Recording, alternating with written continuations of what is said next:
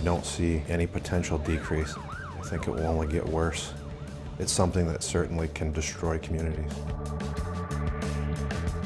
It's a new one-pot method, fewer ingredients and smaller quantities, usually made in a plastic 2-liter bottle. It's more portable, and users and dealers are catching on quick to the new recipe. They're literally using household items, plastic soda or Gatorade bottles, and the Sudafed. And in maybe 90 minutes or so, they're producing meth. Between 1999 and 2011, New York State troopers responded to 4 meth labs in Clinton County. Last year alone, there were 14, and there are likely more on the way. We're gathering intelligence and building a list of potential suspects, and it's not going to go away at all. Although Vermont's meth lab numbers are lower, 6 in just over a year, that's still the most the Green Mountain State has ever seen. And Lieutenant Reg Treya expects that number will also grow. If it hits here and hits hard, it'll be worse than anything that we've probably experienced. The hardest part for us is that everything that they need to make meth in the one-pot method is legal to purchase. Once you know how to make it, it's easy to get the ingredients to put together a one-pot meth recipe. Just walk into any store and you can pick up what you need. It's a short list of mostly toxic ingredients, but when mixed together, they can form a homemade batch of explosive methamphetamine. Our people are not allowed to go near it unless they have special suits on and stuff to protect themselves. So it's scary to think that people are cooking this in their house, in and around their children. And because most of the ingredients are things you could find in any home, the labs can be hard to identify, even for first responders. And I know that people have seen these before. They just didn't know what they were looking at. Vermont state troopers are working on education with police, fire, and rescue crews. With a more aware population, they say we'll likely find more meth labs. So it will rise probably before it ends up declining. Correct. Next year, we're going to have even more, and then the year after, and it's going to get to a point where, you know what, you want to cook meth, you're going to get caught, so don't cook meth. It's just something that can completely tear apart a community, and that's not mentioning the taxpayer cost that goes along with responding to and cleaning this stuff up and dealing with the people in the criminal justice system. I wasn't very pleased, that's for sure.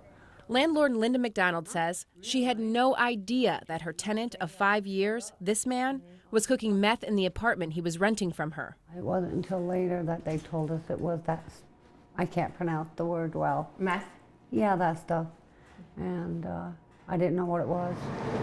New York State troopers raided the Moores, New York apartment in August of 2012. They found a working one-pot meth lab inside the upstairs bathroom. She hasn't been able to rent the place since. We're getting it ready for a new tenant as quickly as we possibly can. Do you think you're going to tell the next tenant that the guy before them was cooking meth in here? I don't think I have the word of mouth took and made sure of that. We asked Linda if we could test the apartment for any meth residue that may have been left behind from the lab. She agreed, and we got to work. Testing both the upstairs and downstairs bathroom, light switches, toilets, countertops, and the shower.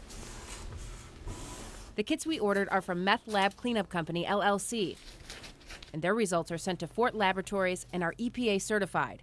We got ours within days. The lab says that that number is off the charts in terms of how much meth they found there. Really? 11.58 micrograms per 100 square centimeters. Don't know what that means? Well, for comparison, many states require or recommend what's known as the California standard, a legal limit of meth residue of 1.5 micrograms per 100 square centimeters. Remember, Linda's were 11.58.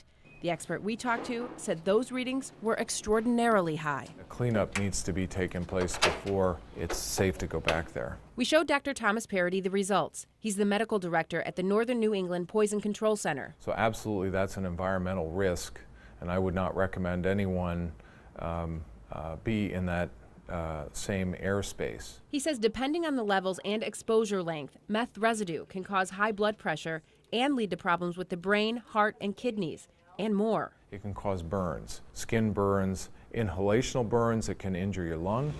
When the New York State Police Drug Task Force members walk into a meth lab crime scene, This is a full body suit, provides splash protection. They wear hazmat gear. We've got self-contained breathing apparatus. When we asked Sergeant Chad Niles if people should be told there was a meth lab in their home, Oh, absolutely. remember, this is what property owner Linda McDonald had to say before we got the test results. Do you think you're going to tell the next tenant that the guy before them was cooking meth in here? I don't think I have the word of mouth to made sure of that. But even after we showed her the results, she still said she wouldn't tell her next renter. Because I need to rent that doggone place.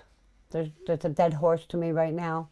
Nobody's living there, and I've got to get it back on track. She says she'll clean the place herself, even though state police and poison control experts suggest she consult the health department or call in a professional cleaning company. Do you realize that this residue can cause health problems? Yes, I do. And you still won't call the health department? No, I won't.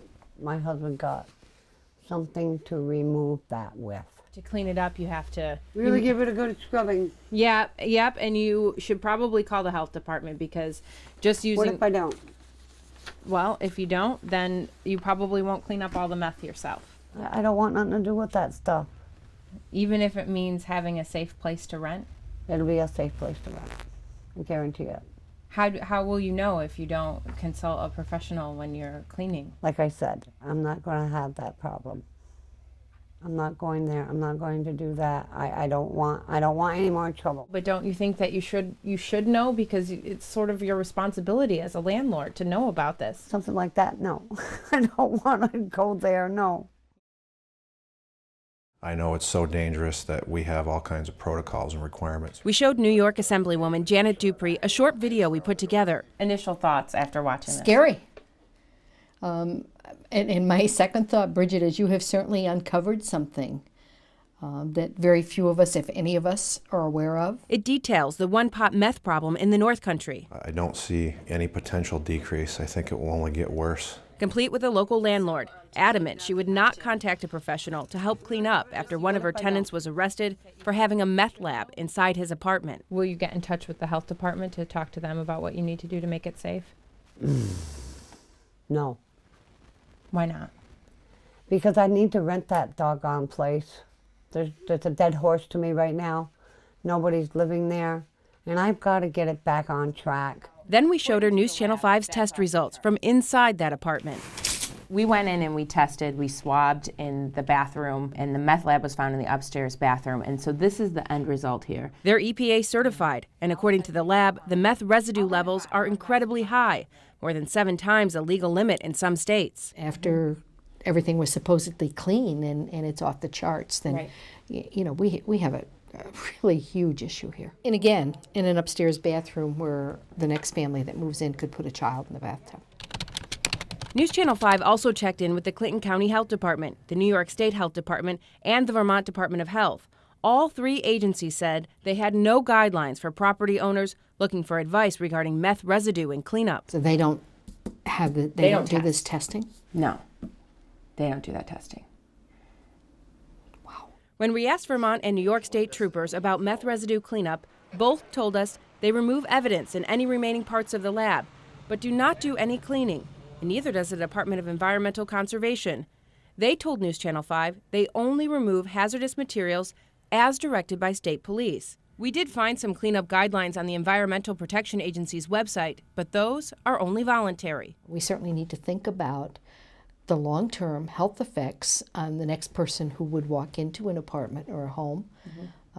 They should be able to know that it's safe and that it's been cleaned appropriately. There are some federal laws in place, but they don't concern cleanup either. These laws limit how much pseudoephedrine you can buy at the pharmacy. The cold medicine is a key ingredient for any meth lab. That's why when you buy a box of Sudafed, This is the pseudoephedrine log. you have to show ID and sign for it. The DEA will come by once every, not announced, but they'll come by. They definitely do come by, and an agent will go through the logs. And they're basically looking for repeat purchases. The daily limit is roughly 1 box of Sudafed, but over the course of a month, you can buy up to 3 of them. Here's the problem, though. A one-pot meth recipe needs only a box or 2 to actually get cooking. And depending how much pseudoephedrine is actually in your medication, you could need even less than that. You know, I think we're just scratching the surface of what we need to peel the onion sort of thing and go down the layers to find out exactly where we go. Assemblywoman Dupree says her biggest concern is the health problems that can be caused by meth residue. This is something you're going to bring back with you to Albany. Oh, absolutely. You've given me some contacts with the labs, and I will certainly reach out and talk to them about what we should be looking for in the criteria, because when we do a bill, we want to do it right.